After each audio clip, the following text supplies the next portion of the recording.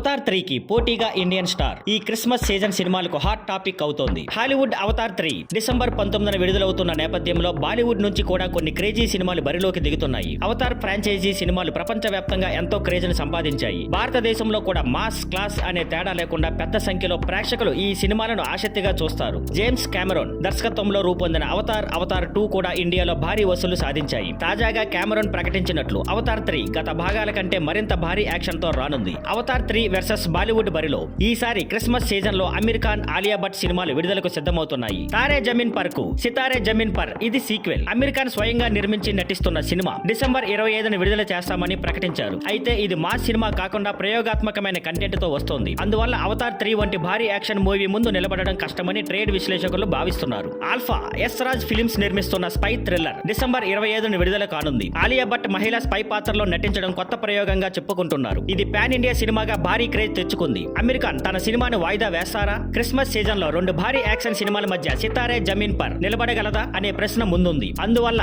ఈ సినిమా విడుదలను క్రిస్మస్ తర్వాత లేదా ముందు 2-3 వారాల గ్యాప్ తో ప్లాన్ చేయాలి అనే సూచనలు వినిపిస్తున్నాయి. కానీ అమీర్ ఖాన్ వాయిదా వేస్తారా లేదా అనేది ఇంకా స్పష్టత లేదు. డిసెంబర్ నెల మొత్తం భారీ సినిమాలు విడుదల కానున్నాయి. Avatar 3, alpha, Sitaare Zameen per మధ్య ఎవరికి ఎంత మార్కెట్ దక్కుతుందనేది చూసి తెలియాల్సిన విషయమే. Thank you for watching. Please like, share and subscribe.